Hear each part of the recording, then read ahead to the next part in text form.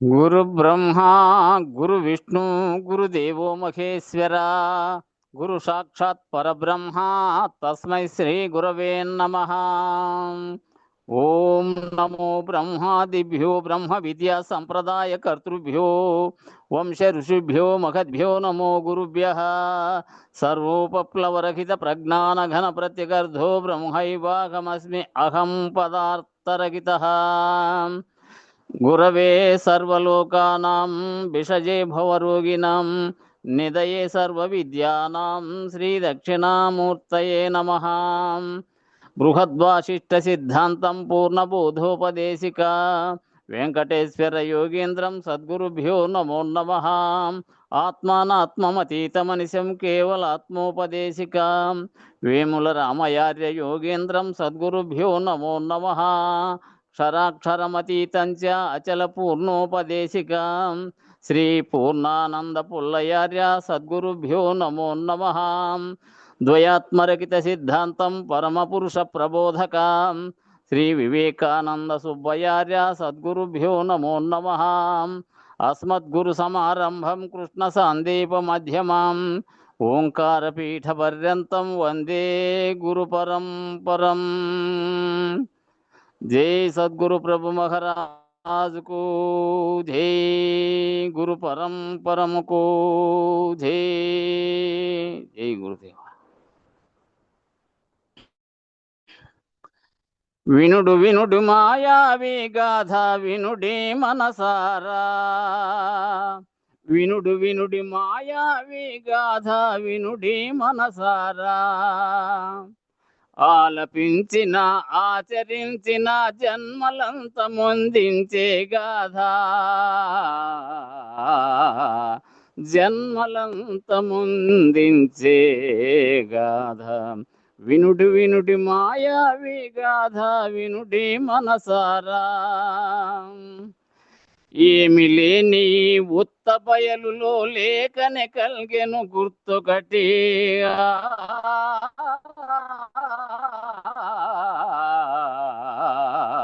ఏమి లేని ఉత్త బయలులో లేఖనే కల్గెను గుర్తొకటి అది అది ఏ మాయా అది ఏ బ్రహ్మమట వినుడు వినుడి మాయావి గాథ వినుడి మనసారా ఆత్మ వలననే పంచభూతములు కలిగినవని తెలియాలండి ఆత్మ వలననే పంచభూతములు కలిగినవని తెలియాలండి పంచవింశతి తత్వాలే మానవ దేహము తెలియండి విచారించి మరి పంచి చూసిన మూలము లేదని తెలియండి వీటికి మూలము లేదని తెలియండి వినుడి వినుడి మాయావి గాథ వినుడి మనసారా గురుని చెంతదిని గుట్టు తెలిసితే అంతా మాయని తెలిసింది గురుని చెంతదిని గుట్టు తెలిసితే అంతా మాయని తెలిసింది మోసమెరిగి ముని రత్నమార్యులు కనుగొని కనికట్టు తన్నాశ్రయించిన వెంకటేశుకు తెలిపెను ఈ గుట్టు వినుడు వినుడి మాయావి గాథ వినుడి మనసారా ఆలపించిన ఆచరించిన జన్మలంత అందించే గాథ జన్మలంత ముందించే గాథ వినుడి వినుడి మాయావి గాథ వినుడి మనసారా जय सद्गुरु प्रभु महाराज को जय। गुरु परम को जय। जय गुरुदेव। जय जय बोलो श्री सद्गुरु महाराज की जय। गुरु परम को जय। జై శ్రీ వెంకటాంబ సమేత శ్రీ పూర్ణానంద పులయారులకు జై. జై గురు. అతనేమిటంటే జీవభావము ఆత్మభావము మధ్యలో ఎరుక విడిచినటువంటి వాడు కూడా సుశీలే. జీవభావాన్ని ఆత్మభావాన్ని మధ్యలో తర్వాత ఎరుకను విడిచినటువంటి వాడు కూడా సుశీలే. వాడు లేనెరుక నిజ శిష్యుడు. ఎట్టివారు వారు? లేనెరుక నిజ శిష్యులు. నిజ గురు కృపను పొందినటువంటి వారు. నిజ గురు కృపను పొందినటువంటి వారు. ప్రతిమలో లేని పెరుమాళ్ల లీల, అనంత విశ్వాన్ని పెరుమాళ్ల లీలగా చూశారు వారు. ఎట్టివారు? ప్రతిమలో లేని పెరుమాళ్ల లీల, అనంత విశ్వాన్ని పెరుమాళ్ల లీలగా చూశారు. అనంత విశ్వాన్ని అఖండ ఎరుకగా చూశారు. అనంత విశ్వాన్ని అఖండ ఎరుకగా చూశారు. ఎట్టివారు? జీవభావము ఆత్మభావం మధ్యలో ఎరుక విడిచినటువంటి వారు. ఇది విశ్వేశ్వర దర్శనం అంటే. ఇదే విశ్వేశ్వర దర్శనం. ఇదే పురుషోత్తమ ప్రాప్తి. ఇది విశాలాక్షి దర్శనం. విశేషమైనటువంటి విశాలమైనటువంటి అన్నిటి యందు ఉన్నటువంటి ఆ సాక్షి అచ్చి దర్శనం అంటే. కాశీ వెళ్తారు ప్రతి ఒక్కరూ కూడా. వెళ్ళి శివలింగాన్ని ఎక్కడ ముట్టుకోనివ్వరు. వెళ్ళి శివలింగాన్ని ఎక్కడ ముట్టుకోనివ్వరు. కాశీలో ముట్టుకోనిస్తారు, దర్శనం చేసుకోవచ్చు. కాశీలో ముట్టుకొనిస్తారు, దర్శనం కూడా చేసుకోవచ్చు, స్పర్శించవచ్చు. కాశీకి పోయినప్పుడైతే వెళ్ళి శివలింగాన్ని ఎక్కడ ముట్టుకోనివ్వరు, కాశీలో ముట్టుకొనిస్తారు. రెండు రాసినాడు. కాశీ వెళ్తారు ప్రతి ఒక్కరూ కూడా, వెళ్ళి శివలింగాన్ని ఎక్కడ కూడా ముట్టుకోనివ్వరు. కాశీలో ముట్టుకొనిస్తారు, దర్శనం చేసుకోవచ్చు, స్పర్శించవచ్చు. ఆ రాత్రి అక్కడ గనక నిద్ర చేస్తే విశ్వేశ్వరుడు తారక మంత్రోపదేశం చేస్తాడు. ఆ రకంగా దర్శించి స్పర్శించి నువ్వు స్మరిస్తే, దర్శించి స్పర్శించి నీలో స్మరణ ఉండాల. అదే విశ్వేశ్వరుడు. ఆ విశ్వేశ్వర స్వరూపం మీద నీకు స్మరణ ఉంటే విశ్వేశ్వరుడు తారక మంత్రోపదేశం చేస్తాడు. నీ మదిలో లేకపోతే నువ్వు ముట్టుకొని వచ్చినంత మాత్రాన, నువ్వు కళ్ళతో చూసినంత మాత్రాన చేస్తాడా అంటే కుదరదు. నీ అంతర్ముఖంలో ఆ విశ్వేశ్వరుని యొక్క స్మరణ కలిగి ఉన్నప్పుడు అయితే ఇది కలగదా. నువ్వు బయట ఏదైనా చూసి ఆహ్లాదంగా ఆనందించినప్పుడు అదే నీకు రాత్రి వేళ కల వచ్చినట్టు ఆ విశ్వేశ్వరుడు తారక మంత్రోపదేశం చేస్తాడు.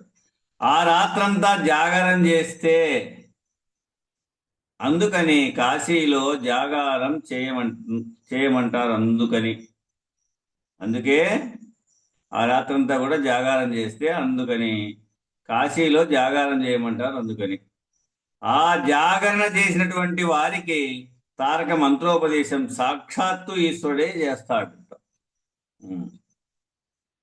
డైరెక్ట్ పెద్దమాన అనుకున్నట్టే పో.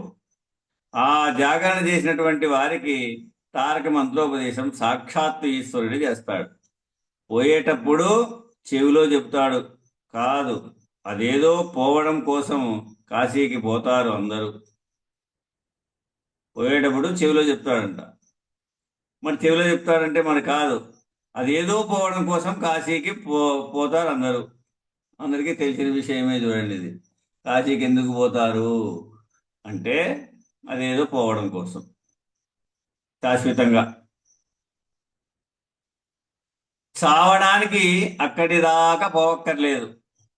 ఎక్కడ పోయినా అదే చావు, దానికేం తేడా లేదు. కాబట్టి విశ్వేశ్వర దర్శనం, విశ్వమంతా ఈశ్వరుడే అయి ఉన్నాడనే దర్శనం పొందటం అనేదే విశ్వేశ్వర దర్శనం. విశ్వమంతా ఈశ్వరుడే ఉన్నాడు, సర్వం ఈశ్వరమయం అనే భావనగా మనము దర్శించడానికి పోవడమే అక్కడికి విశ్వేశ్వర దర్శనం. ఆ రకమైనటువంటి దృష్టిని ఇవ్వగలిగేది విశాలాక్షి. ఆ రకమైనటువంటి దృష్టిని నీకు ఇవ్వగలుగుతుంది విశాలమైనటువంటి అక్షి. ఈ కన్ను విశాలాన్నంతా చూస్తుంది చూడండి, నీలో ఉండి చూస్తా అనేటువంటిది అంతా ఆ అక్షి. అందుకని విశాలాక్షి విశ్వేశ్వరుడు కాశీ, ఈ భూమండలం అంతా పోయినా ఆ కాశికా పట్టణానికి ఏమీ కాదు. అటువంటిది కాశీఖండం. దాని అర్థం ఇది. కాబట్టే ఇప్పుడేమైంది? ప్రతిమలో లేని పెరుమాళ్ళ లీల.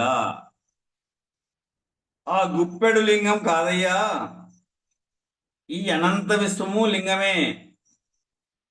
లీయతే గమయతే ఇతి లింగః. లీయతే గమయతే ఇతి లింగః. జ్యోతి స్ఫటికలింగమౌళి విలస పూర్ణేందు వాంతామృతై అస్తో కాప్లుత ఏకమీశమనిశం రుద్రానువాకాన్ జపన్. ఇది శ్రీరుద్రానికి ధ్యాన శ్లోకం. ఇది శ్రీరుద్రానికి ధ్యాన శ్లోకం. అలా ధ్యాన స్థితి యందు అనంత విశ్వాన్ని శివస్వరూపముగా జ్యోతిర్లింగముగా చూడగలగడం జ్యోతిర్లింగ దర్శనం. అంతేగాని 12 జ్యోతిర్లింగాలు ఎక్కడ ఉన్నాయో అని వెతుక్కుంటూ పోయి ఎక్కడ చూసినా గుప్పెడు శివలింగాన్ని చూసి ఇదే శివుడు అని అనుకోమని చెప్పడము భ్రాంతి పద్ధతి. అది ఎరుక పద్ధతి. అనంత విశ్వాన్ని జ్యోతిర్లింగముగా చూసి అనంతముగా వ్యాపించి ఉన్న ప్రకాశాన్ని శివస్వరూపముగా చూసి బయలునందు ఈ ప్రకాశ బిందువు, ఈ జ్యోతిర్బిందువులు లేవు, ఇది లేని ఎరుక అని అధిగమించినటువంటి వాడెవడైతే ఉన్నాడో, తన్ను తాను పోగొట్టుకున్నవాడు ఎవడైతే ఉన్నాడో అటువంటి వాడు గురుకృపని పొందినటువంటి వారు. హరి ఓం. శ్రీ గురుభ్యో నమః. హరి ఓం. తదుపరి 71వ కందార్థం చదవండి స్వామి. వనిగల్లుదకము లోపల తనకైతా వచ్చి తనకు తానేగు విధంబున పరిపూర్ణము లోపల తనకైతా వచ్చి ఎరుక తనకైతా జనునో అచలంబున్నదని తానెరిగిననో. తనలేమి నిజమాని తనకే తోచును తోచి తన కలిమి మృషగా భావన చేసి నిలువాక తనకైతా జనునో అచలంబున్నదని తానెరిగిననో. జై గురుదేవ. జై గురు. వనిగళ్ళుదకము లోపల తనకైతా వచ్చి తనకు తానేగు విధంబున పరిపూర్ణం లోపల కూడా తనకైతా జనును వచ్చి ఎరుక నిజమా అని తనకే తోచును తోచి తన కల్మి మృషగా భావన చేసి నిలువక తానైతా జనును అచలంబున్నదని తానెరిగినను. ఇది పద విభజన. భూమి మీద వాటర్ సైకిల్ అందరికీ తెలిసిందే. ఇది ఒక ప్రత్యక్ష ప్రమాణం. ఇది ఒక ప్రత్యక్ష ప్రమాణం. నీటి చక్రం అంటారు దీన్ని. అంటే భూమి మీద సముద్రం, నీరు ఉంది. భూమి మీదేమో సముద్రం ఉంది, నీరు ఉంది. ఈ సముద్రం నీరు ఉంది. సముద్రం నీరు సూర్యతాపం చేత ఆవిరై నీటి ఆవిరిగా మారి, ఆ నీటి ఆవిరి మేఘములుగా, ఆ నీటి ఆవిరి మరలా మేఘములుగా మారి, మేఘములలో ఉన్నటువంటి నీటి ఆవిరి మరలా చల్లబడి వర్షించి, అంటే వానొచ్చి, ఆ వర్షపు నీరు మరలా వాగులై, వంకలై, కాలువలై, నదులై మరలా పునః అంబోదికి, ఆ సముద్రానికి చేరుతా ఉంది. ఈ మధ్యలో అప్పుడప్పుడు రాళ్ళు పడతాయి, నీటి రాళ్ళు పడతాయి, వడగళ్ళు పడతాయి, నీటి రాళ్ళు పడతాయి, వడగళ్ళు పడతాయి. నీటి రాళ్ళు ఎక్కడైనా ఉంటాయా?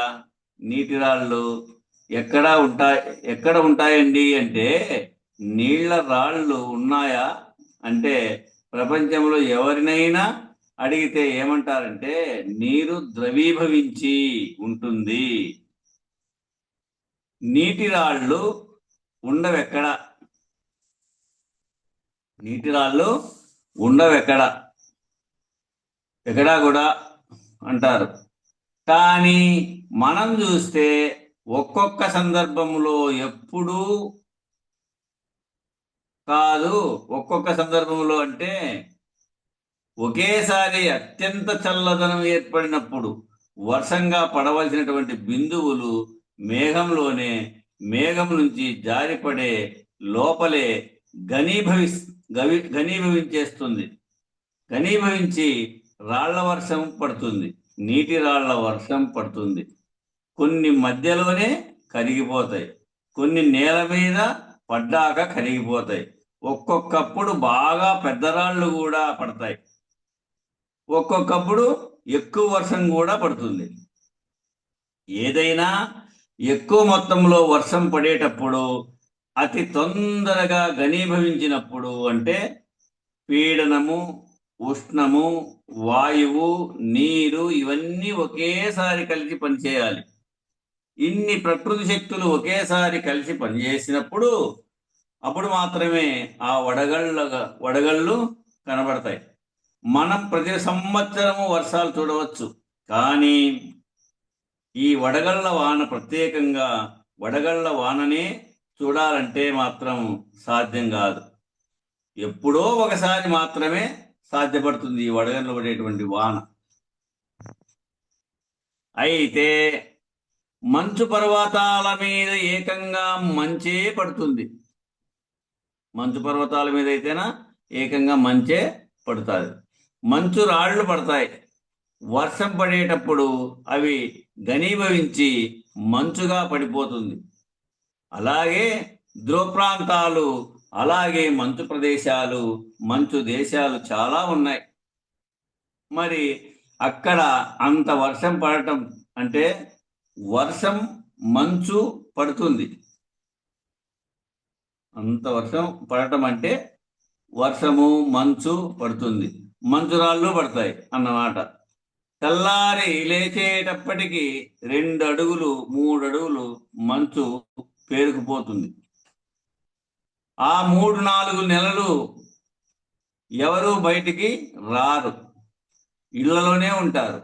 మరి ఇప్పుడు ఆ ఆకాశంలో ఈ మంచురాళ్ళు ఎవరు తయారు చేశారు? కర్త ఎవరు చెప్పండి? అంటే కర్త లేడు, తనకు తానే వచ్చినాయి అవి.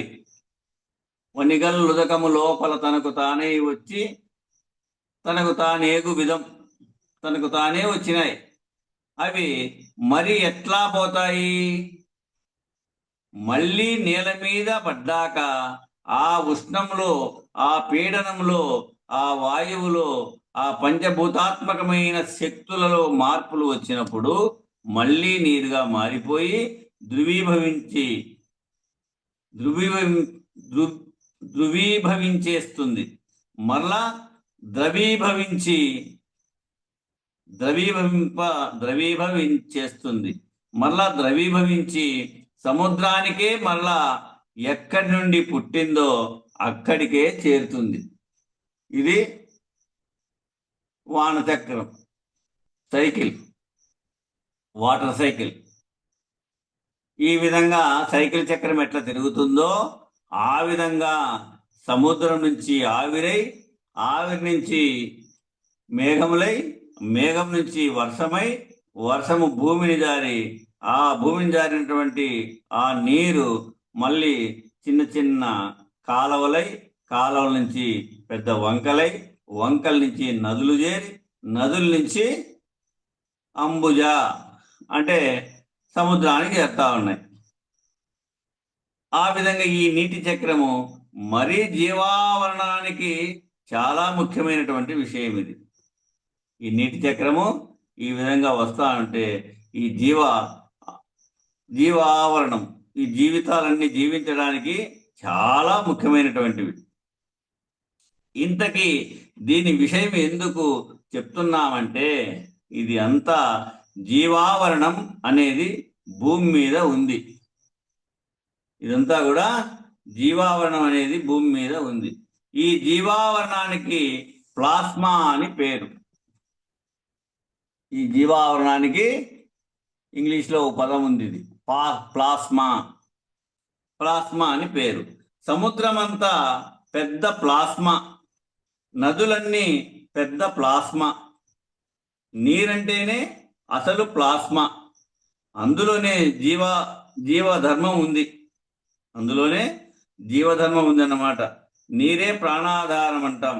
అందుకని దాని పేరు ప్లాస్మా. అంటే మన శరీరంలో రక్తంలో ప్రధానమైనటువంటి ఆ ద్రవీభవించిన రక్తం ద్రవీభవించి ఉండటానికి కారణం ప్లాస్మానే.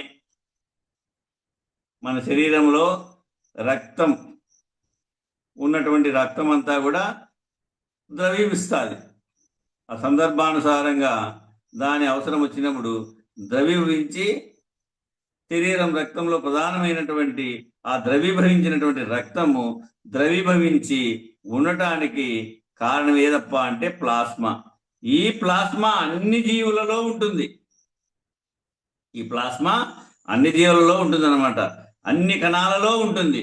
అందుకే అన్నీ కూడా సృష్టిని ఏర్పాటు చేస్తూ ఉంటాయి. అన్ని జీవ పదార్థాలలో ఉంటుంది.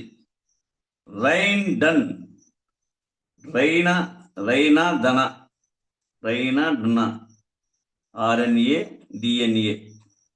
ఈ ఆర్ఎన్ఏ, డిఎన్ఏ అన్నీ కూడా ఈ ప్లాస్మాలోనే ఉంటాయి. ఆర్ఎన్ఏ, డిఎన్ఏ ఆర్ఎన్ఏ, డిఎన్ఏ అన్నీ కూడా ఈ ప్లాస్మాలోనే ఉంటాయి. ఒక పరిణామంలో, అలా జీవ పరిణామంలో ఒక ఏకకణ జీవి నుంచి అన్నీ వ్యక్తమైనాయి. చూడండి, అలా జీవ పరిణామంలో ఒక ఏకకణ జీవి నుంచి అన్ని వ్యక్తమైనాయి. ఏకో పిరమిడ్ అంతా వ్యక్తమైంది. సరే, ఏతావాత ఆ పంచభూతాత్మకమైనటువంటి ప్రకృతిలో విద్యుదయస్కాంత శక్తి యొక్క ప్రభావం చేత భూగర్భంలో భూమధ్యలో తిరుగుతూ ఉన్నటువంటి ద్రవీభవన స్థితిలో ఉన్నటువంటి రాళ్ళు మాగ్మా, వీటి యొక్క ప్రభావం చేత ఈ రెండు ఆకర్షణ వికర్షణ బలాల చేత భూమి చుట్టూతా ఒక విద్యుదయస్కాంత క్షేత్రం ప్రత్యేకంగా అయోనైజేషన్ అనేటటువంటి ప్రక్రియ జరిగి అలాంటి వాతావరణం ఏర్పడింది. ట్రోపోస్పియర్, మేసోస్పియర్, ఐనోస్పియర్, ఇలా రకరకాల వాతావరణపు పొరలు అవన్నీ ఏర్పడటం వల్ల ఆక్సిజన్ ఏర్పడింది. అవన్నీ ఏర్పడటం వల్ల హైడ్రోజన్, ఆక్సిజన్ సంయోగం అలా ధృవీభవించడం, అలా నీరే ఏర్పడడం, ఆ విధంగా నీరు ఏర్పడము, అలా మంచు కొంతకాలము మంచు యుగాలలో భూమి ఉండటం, అలా కొంతకాలము మంచు యుగాలలో భూమి ఉండటం, అలా మంచుతో కప్పబడి పోయిన దాంట్లో మరలా ఆ జీవధర్మం ఉత్పన్నం అవటం, ఇలా ఈ చక్రం అంతా తిరిగింది, ఈ విధంగా తిరుగుతా వచ్చింది. అంటే నీటి చక్రం లేకపోతే జీవచక్రం లేదు. ఆ నీటి చక్రం ఎట్లా తిరిగిందో జీవచక్రం కూడా అట్లే తిరిగింది. అందుకని ఇప్పుడు మన వాళ్ళు గ్రహాంతరాయణం చేసే వాళ్ళందరూ ఆయా గ్రహాల మీద నీరుందా లేదా అని వెతుకుతున్నారు. ఎందుకని అంటే నీరు ఉంటే జీవజాలం ఉండే అవకాశం ఉంటుంది. కాబట్టి ఇదంతా ఎలా ఏర్పడింది అని ప్రశ్న వేశామన్నమాట. ఇప్పుడు ఇదంతా ఎలా ఏర్పడింది అంటే దీనికి కర్త ఎవరు అంటే, ఈ కార్యమునకు కారణం ఎవరు అని అంటే, కార్యము, కారణము, కరణము, కర్త వీటిని విచారించటమే, వీటిని విచారణ చేసి ఉన్న సత్యాన్ని తెలుసుకోవడమే జ్ఞానం. వీటిని కార్యము, కారణము, కరణము, కర్త వీటిని విచారించడమే, వీటిని విచారణ చేసి ఉన్న సత్యాన్ని తెలుసుకోవడమే జ్ఞానం అంటే. అందుకని భగవద్గీత కూడా ఏమి చెప్తున్నదంటే, అతి రహస్యమైనటువంటి కార్యం, కరణం, కారణం, కర్త ఈ నాలుగింటిని చక్కగా విచారణ చేసి నిర్ణయాత్మకముగా తెలుసుకున్నట్లయితే నీకు వివేకం కలుగుతుంది.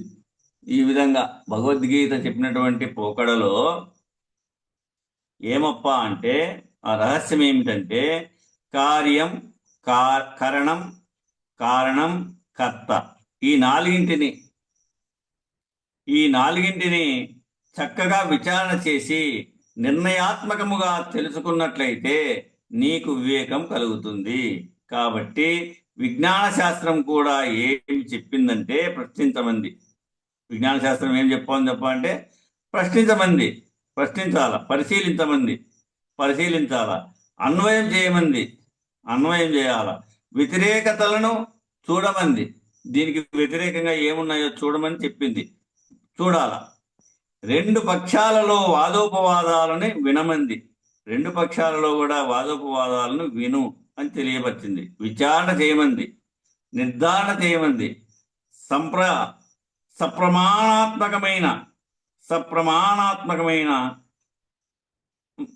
సప్రమాణాత్మకమై చేయమంది. అంటే మంచి విచారణతో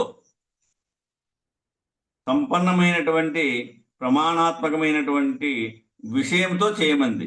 వేదాంతం కూడా అలాగే చెప్తున్నది. కాబట్టి కొన్నేమో ఇన్ జనరల్ అంటే సార్వజనీనంగా చెప్పినాయి, కొన్నేమో ఒక్కొక్క అంశాన్ని మాత్రమే స్వీకరించి స్పెసిఫిక్ పరంగా చెప్పినాయి. వీటిలో అనేక ఇంగ్లీష్ పదాలు వచ్చాయి. వాటిని అర్థం చేసుకొని చెప్పేటువంటి సత్తా నాకైతే లేదు. నేను 6వ తరగతి చదివిండేది. స్పెసిఫిక్ పరంగా చెప్పినాయి అంటే స్పష్టంగా సూచనగా చెప్పినవి కొన్నైతే, కొన్నేమో స్పష్టంగా క్రియాశీలంగా చెప్పినవి కొన్ని. అట్లా ఆ ఉపదేశాలలో చాలా రకములైనటువంటి స్థాయి భేదములు, స్థితి భేదములు ఉన్నాయి. అయితే ప్రమాణాత్మకమైన నిరూపణ చేసేటప్పుడు ఆ విచారణ చేసినటువంటి మహర్షుల యొక్క విజ్ఞాన బలము, ఆనాటి కాలం, ఆ సంస్కృతి, ఆనాటి వేద శాఖలు, ఆనాటి విశ్వవిద్యాలయాలు, ఆనాటి ఆదరణ, విజ్ఞానానికి ఇవ్వబడినటువంటి ఆదరణ, వీటన్నింటి యొక్క ప్రభావం వాటిలో ఉంటుంది. ఎట్లా అంటే, కాబట్టి అన్నీ ఒకే రీతిగా, ఒకే భాషలో, ఒకే సంస్కృతిలో, ఒకే ఒరవడిలో ఉన్నట్లు కనపడవు.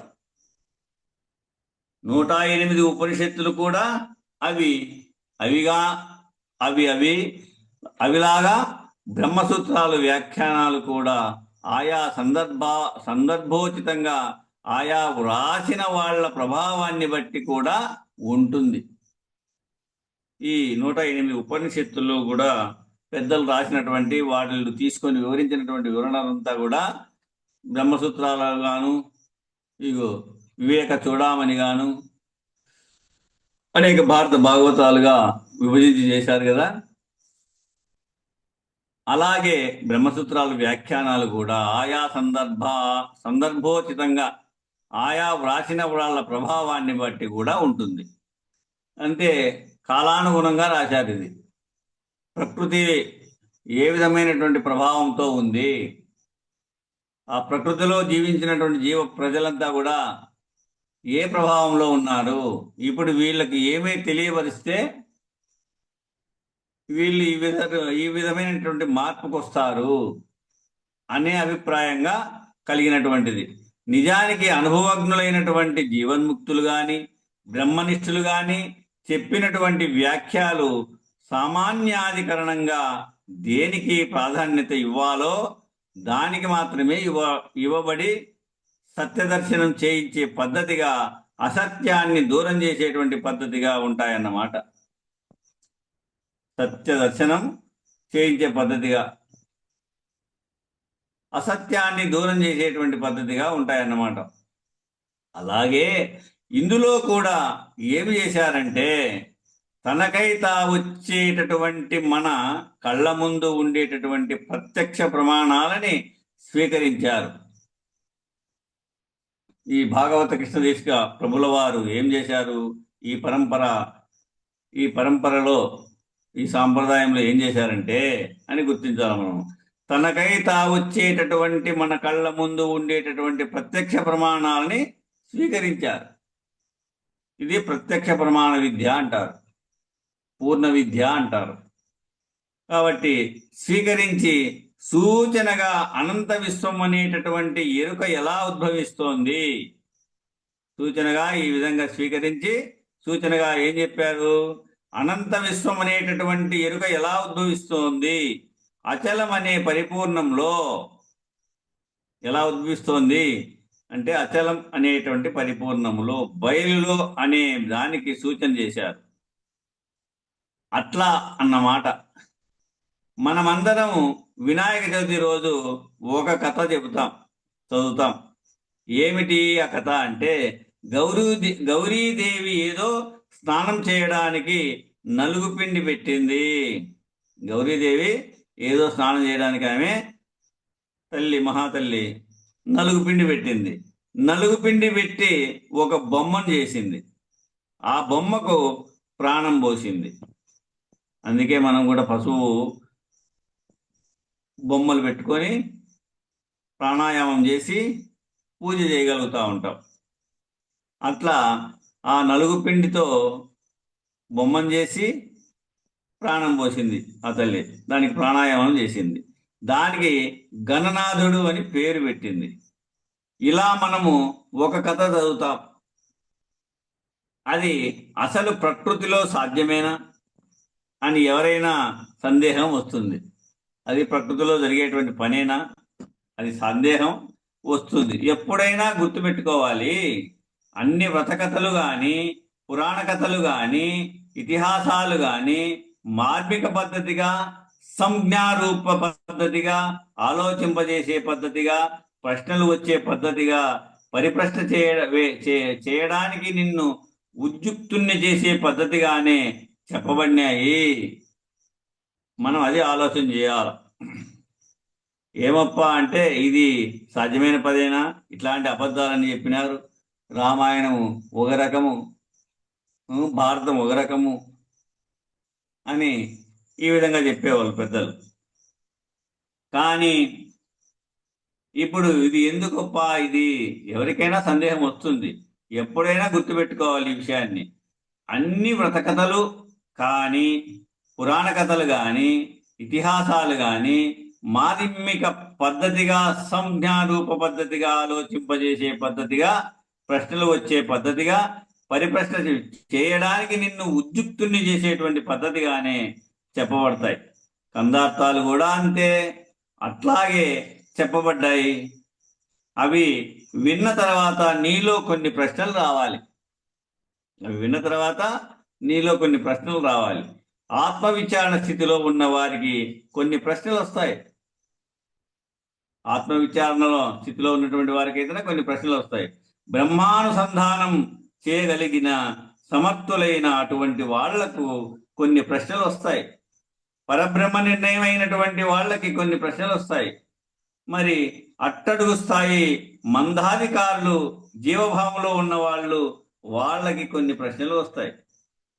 ఇట్లా ఏ స్థాయి వాళ్ళకైనా సరే ఒకే సూచనా వాక్యం వింటే వాళ్ళలో మేల్కొల్పు వస్తుందో అలా చెప్పబడేటటువంటి వాటికి సూత్రములని, సూచనా వాక్యములని పేరు. కాబట్టి కందార్థాలన్నీ అలాగే చెప్పబడతాయి. అందుకని ఏమంటున్నారు ఇక్కడ? తనకై తా వచ్చి తనకు తానేగు విధంబున. తనంతకు తానే వచ్చింది, తనకు తానే లేకుండా పోతా ఉంది. ఈ పోలిక తీసుకున్నారు. ఎట్లా అంటే మనము రోజు దీన్ని అనుభవిస్తున్నాం చూడండి. ఎట్లా? నిద్ర ఎన్ని గంటలకు నిద్రపోతున్నావో చెప్పగలుగుతున్నావా? నిమిషాల, సెకండ్లతో సహా చెప్పాలా. ఈ సమయంలో నేను ఇన్ని గంటలకు నిద్రపోతున్నాను అని. తనకై తాను పోతా ఉంది. పోనీ తెల్లవారుజామున ఇన్ని గంటలకే నేను ఇన్ని నిమిషాలు, ఇన్ని సెకండ్లకే లేస్తానని మనం చెప్పగలుగుతున్నావా? చెప్పలే. అది తనకై తాను వస్తా ఉంది. రోజు అనుభవించవచ్చు చూడు దీన్ని. తనకు తానై వస్తా ఉంది, తనకు తానే పోతా ఉంది. రోజు దినచర్య. ఈ పోలిక తీసుకున్నారు. ఆధారం చూద్దామా? భూమి మీద ఎక్కడ చూసినా ధృవాల మీద తప్ప మంచు గడ్డగట్టి కనిపించటంలే. హిమాలయాల మీద తప్ప మంచు గడ్డగట్టి కనపడలే. నీళ్లు ఎవరైనా ఎలా ఉంటాయి అంటే గ్లాసులో పోస్తే గ్లాసు ఆకారంలో ఉంటాయి. గ్లాసులో పోసిన ఎట్లా నీళ్లు ఉన్నాయంటే గ్లాసులో పోస్తే గ్లాస్ ఆకారంలో ఉంటాయి. కుండలో పోస్తే కుండ ఆకారంలో ఉంటాయి. చెంబులో పోస్తే చెంబు ఆకారంలో ఉంటాయి. ఈ విధంగా ఆకారంలో ఉంటాయి. నీరు ద్రవీభవించిన ద్రవీభవన స్థితిలో ఉంటుంది. నీళ్లు ద్రవీభవించాయనుకో ద్రవీభవ స్థితిలో ఉంటాయి. గట్టి పడినాయనుకో అవి గట్టిగా ఉండే స్థితిలో ఉంటాయి.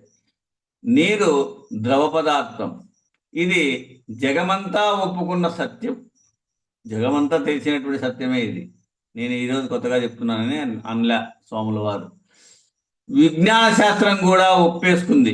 నీటిలో అణువులన్నీ దూరంగా చెలిస్తూ ఉంటాయి కాబట్టి అది ద్రవ పదార్థం. అయినా ఒక ఆవరణకి లోబడి కదులుతూ ఉన్నాయి. ఒక ఆవరణకు లోబడి కదులుతూ ఉన్నాయి. నీళ్లు గ్లాసులో పోయి కదలిక ఉంటుంది, చెమ్ములో పోయి కదలిక ఉంటుంది, కుండలో పోయి కదలిక ఉంటుంది. ఆ ఆవరణమే కదలిక కలిగి ఉంటుంది. అయినా ఒక ఆవరణకి లోబడి కదులుతూ ఉన్నాయి కాబట్టి అది ద్రవ పదార్థం. అదే ఇంకా అణువుల మధ్య ఇంకా దూరం పెరిగితే ఏమైంది?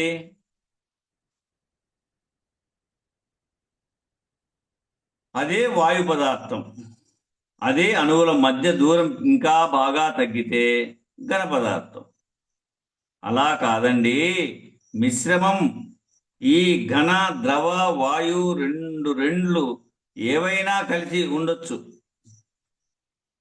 రెండుగా ఏవైనా కలిసి ఉండొచ్చు. అప్పుడు సెమీ ఫ్లూయిడ్ అంటాం. అప్పుడు ఏమంటాము? సెమీ ఫ్లూయిడ్ అంటే సగం ఘనం, సగం ద్రవం, సగం వాయువు, సగం ఘనం. ఇట్లా ఇవన్నీ కలిసి కూడా ఉంటాయి. ఇలా దృష్టిలో ఇలా ఏర్పడుతున్నాయి. పంచభూతాత్మకమైనటువంటి ప్రకృతిలో విశ్వశక్తుల యొక్క ప్రభావం చేత ఇవన్నీ తమకు తామే ఏర్పడుతున్నాయి. ఈశ్వరా, ఇప్పుడు వడగళ్ల వాన పడకుండా చూడు అని కోరడం అధర్మం. నువ్వు అట్లా కోరితే ఏమి రాకుండా పోతుందా? అట్లా కోరడం అధర్మం. ఈశ్వరా, ఇప్పుడు వడగళ్ల వాన పడేట్లు చెయ్యి. ఇవి కూడా అధర్మమే. కాబట్టి ఆది దైవత్వానికి సంబంధించినటువంటి వాటికి పంచభూతాత్మకమైన ప్రకృతిలో వాటి ధర్మం ప్రకారము ఆది దైవిక తాపం ప్రకోపిస్తూ ఉంటుంది. వాటి ధర్మం, వాటి విధానం అది పాటిస్తూ ఉంటుంది. ఈ ప్రకృతిలో ఆది దైవిక తాపం ప్రకోపిస్తూ ఉంటుంది. వస్తూ ఉంటాయి, పోతూ ఉంటాయి. అట్లా ఆధ్యాత్మిక తాపం, అట్లాగే ఆది భౌతిక తాపం కూడా. కాబట్టి ఈ తాపత్రయాలన్నీ కూడా, అందుకనే భగవద్గీతలో తాపత్రయ విషయం ముందు చెప్పలేదు. తాపత్రయ విషయం ముందు చెప్పలే. జ్ఞాన షట్కం ప్రారంభ స్థితిలో చెప్తారు. అది యజ్ఞమును నేనే,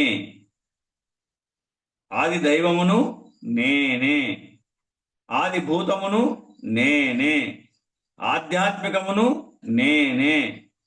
ఆ ఆధ్యాత్మ పరమాత్మ, ఆది దైవము, పంచభూతాత్మకమైన ప్రకృతి, ఆది యజ్ఞము నేనే. ఆంతరిక యజ్ఞము బ్రహ్మయజ్ఞము, స్వాధ్యాయ యజ్ఞము జ్ఞాన యజ్ఞము, అది నేనే అంటాడు. అట్లాగే ఆది భౌతికము, సర్వభూతముల యొక్క జీవరాశుల అన్నిటి యొక్క భౌతికము అంతా నేనే. ఇప్పుడు నేను కానిది రెండవది లేదు కదా అని చెప్పడం అన్నమాట. ఇది నేను కానిది రెండవది లేదు అని చెప్పడం. ఈ నేను అనేటువంటి నిర్ణయాన్ని ఎట్లా స్థిరపరిచారో గమనించగలరు. ఆ స్పందనకు నేను అని పేరు, ఆ చైతన్యానికి నేనని పేరు. ప్రతి కణము ప్రకృతి శక్తులతోనే తయారైంది, ప్రకృతి శక్తులకు స్పందిస్తోంది. కానీ నేనన్న చైతన్యము ఏ స్పందనలన్నింటికీ సాక్షిగా ఉంది. ఈ స్పందనలన్నిటికీ కూడా సాక్షిగా ఉంది.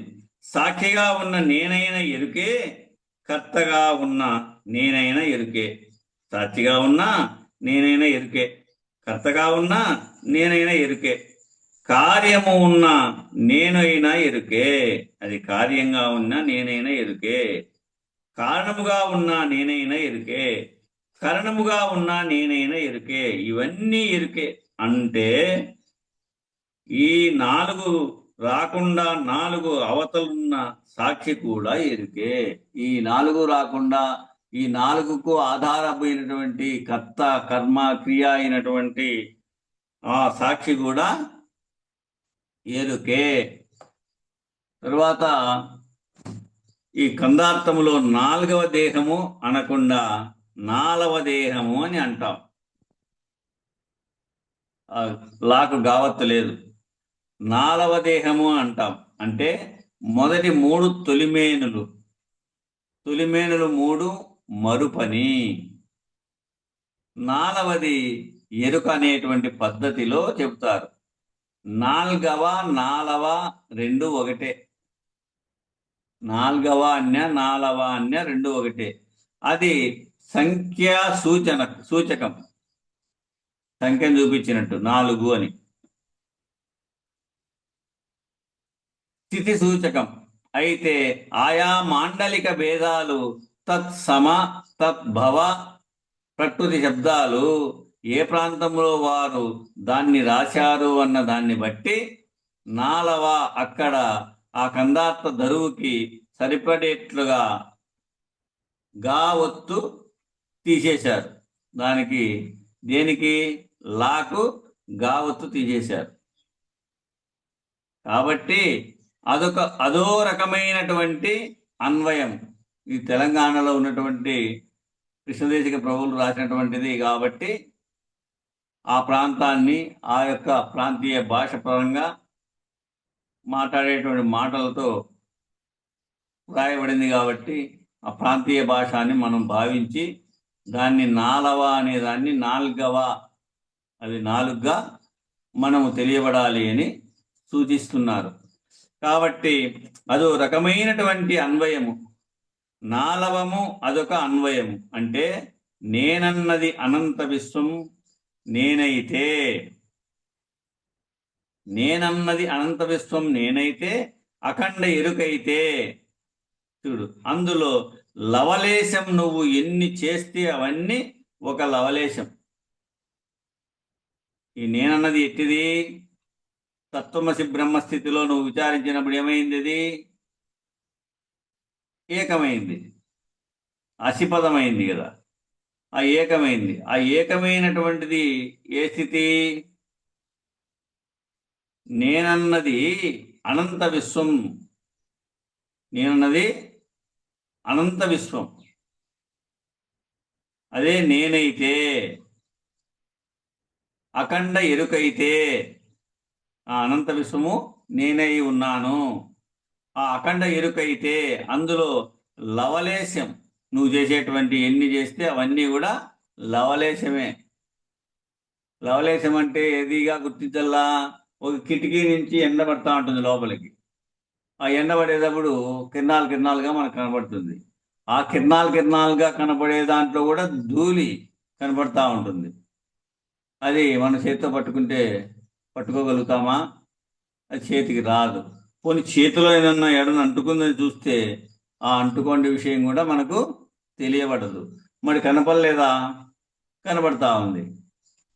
లవలేశం కొద్దిలో కొద్ది, అనతో రణియాన్ మహతో మహియాన్, చిన్నవాటి కన్నా చిన్నదిగాను పెద్దవాటి కన్నా పెద్దదిగాను తెలియబడతా ఉంటుంది. ఇది ఈ విధంగా నేనే ఆది దైవము, ఇక్కడ నేనైతే అఖండ ఎరుకైతే అందులో లవలేశం నువ్వు ఎన్ని చేస్తే అవన్నీ కూడా లవలేశమే. ఇట్లా మీరెట్లయినా దాన్ని అన్వయం చేసుకోవచ్చు అన్నమాట. ఏ విధంగా అయినా మీరు అన్వయం చేసుకోవచ్చు. ఎందుకని అంటే స్థితి భేదాన్ని బట్టి అన్వయం అన్నమాట. అంటే అందుకని సూచనా వాక్యాలకి ఇదే కరెక్ట్ అండి అనడానికి వీలు కాదు. సూచనా వాక్యాలకు ఇక్కడ నేను చెప్పిండేదే కరెక్ట్ అని అనడానికి కూడా వీలు కాదు. కాబట్టి బ్రహ్మసూత్రాలన్నిటికీ కానీ, యోగ సూత్రాలు కానీ, సాంఖ్య సూత్రాలు కానీ, ఇలా సూత్రాలు చెప్పబడిన వాటన్నింటికి ఎవరి యొక్క ఆచరణ సామర్థ్యాన్ని బట్టి వారు వారి వారి వ్యాఖ్యానం చేసుకున్నారు. అంటే భగవద్గీతకి ద్వైత సంబంధం వ్యాఖ్యానము ఉంది, ద్వైత సంబంధ వ్యాఖ్యానం ఉంది, అద్వైత సంబంధ వ్యాఖ్యానము ఉంది, అచల పరిపూర్ణ రాజయోగ పద్ధతిగా ఉన్న వ్యాఖ్యానము ఉంది. ఇది అచల పరిపూర్ణ రాజయోగ పద్ధతిగా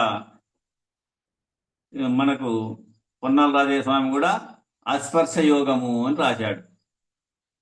అంతకు మునుపు లలిత రాణి గారు 1940 ఆ ప్రాంతంలోనే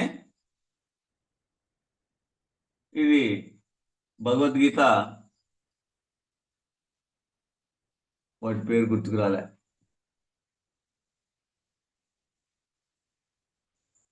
భగవద్గీత లలిత రాణి గారు 1940 ప్రాంతంలో రాశారు. అది మనం దీంట్లో ఈయన వేదాంత విచారణలో పూజారి వెంకటేశ్వర స్వాముల వారు కూడా విచారణ చేశారు.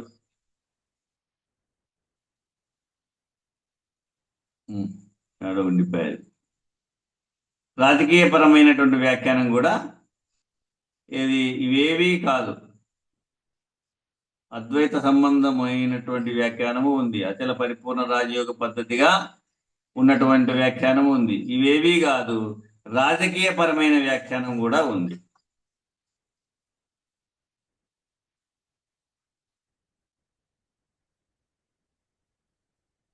పౌరాణికమైనటువంటి వ్యాఖ్యానం కూడా ఉంది. ఇవి ఏవి కాదు, భక్తి సంబంధ కేవల భక్తి మాత్రమే అనేటువంటి వ్యాఖ్యానాలు కూడా ఉన్నాయి.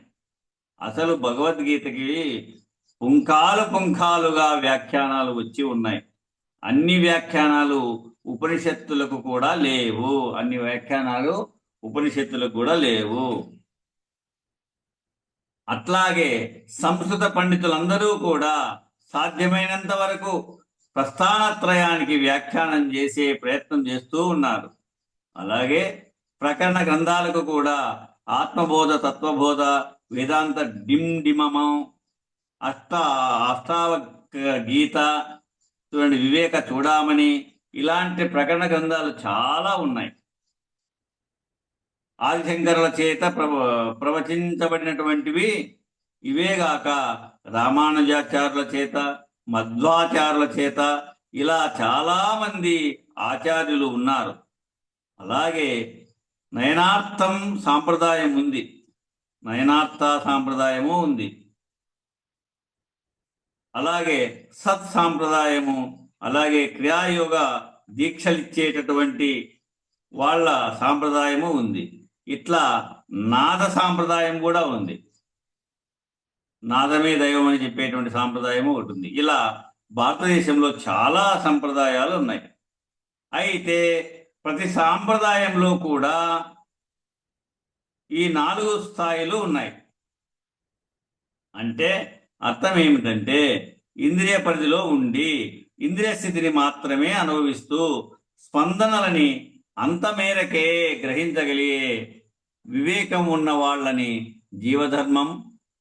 జీవధర్మంగా ఉన్న వాళ్ళని ఇంద్రియాల స్థాయి నుంచి చైతన్యం నేనన్న స్థాయిలో గుర్తిరగలిగేటువంటి వివేకం, ఆ వివేకం కలిగినటువంటి వాళ్ళని ఆత్మనిష్ఠులని, అక్కడ నుంచి అనంతమంతా అంటే బ్రహ్మముగా వ్యాపకమైనటువంటి సంకల్ప స్థితి, పంచభూతాత్మకమైనటువంటి సృష్టికి సాక్షిత్వము అనేటటువంటి సూత్రాలకు సమన్వయం చేసుకుని జీవనం జీవించగలిగేటటువంటి ఈ నిర్ణయము నిలుపుకోగలిగేటటువంటి సమర్థత కలిగిన వాళ్ళకి బ్రహ్మనిష్ట పద్ధతిగా ఆ రకంగా అన్వయం ఇవేవీ కాదు, అనంత కోటి బ్రహ్మాండములు విశ్వములో ఉత్పన్నమై బంతులాట వలె జరుగుతూ లేకపోతున్నవి అని సృష్టి, స్థితి, లయ, విస్తీర్ణం, ఆకర్షణలు అనేటువంటి పంచక్రియలు, పంచశక్తులు, పంచబ్రహ్మలు, పంచతన్మాత్రలు, పంచబీజములు పద్ధతిగా సమన్వయం చేసుకునేటటువంటి పరబ్రహ్మ నిర్ణయానికి సంబంధించినటువంటి పద్ధతిగా వారికి వేవీ కావు. సప్త అభావములనే అచల పరిపూర్ణ రాజయోగ పద్ధతిగా అత్యంతాభావము చిట్ట చివరిది, అత్యంతాభావము అసలే లేనిది అనే నిర్ణయం వరకు, ఆ అత్యంతాస్థితి నిర్ణయం చేసినంత వరకు ఆ పద్ధతిగా వ్యాఖ్యానం కాబడింది. వీటికి కాలం సరిపోయింది. రేపు ఇక్కడి నుంచి విచారిద్దాం. బోలో శ్రీ సద్గురు మహారాజుకి జై. జై శ్రీ వెంకటాంబ సమేత శ్రీ పూర్ణానంద పులయారులకు జై. జై శ్రీ ఇందుగల గురు భక్త మండలికి జై. జై గురు. నిర్వికారాయ సకల నిత్య ముక్తిదాయకాయ నిర్గుణాయ నిర్మలాయ నిత్య మంగళం. సగుణ నిర్గుణ రహితాయ సంకల్పవర్జితాయ సర్వసాక్షతీతునకు సత్యమంగళం. సత్తు చిత్తు సమసిపాయ శత్రు సంహారణాయ ఒత్తిలేని దీపము నీకిత్తు మంగళం. చేష్టలన్నీ ఉడిగిపాయ చేసేదేమి లేకపాయ శేషమ్మ మనసు మీలో చేరే మంగళం. పరిపూర్ణాయ సకల భవ్య దివ్య రూపాయ పరశురామాయ సీతారామ మంగళం. నిర్వికారాయ సకల నిత్య ముక్తిదాయకాయ నిర్గుణాయ నిర్మలాయ నిత్య మంగళం. మంగళం శ్రీ గురుదేవాయ మహనీయ గుణాత్మనే సర్వలోక శరణ్యాయ సాధు రూపాయ మంగళం. జై సద్గురు ప్రభు మహారాజుకు జై. శ్రీ పూర్ణానంద పుల్లయార్య సద్గురు ప్రభు మహారాజుకు జై. శ్రీ వివేకానంద బండారు సుబ్బయార్య సద్గురు ప్రభు మహారాజుకు జై. గురు పరంపరముకు జై. గురు భక్త మండలికి జై.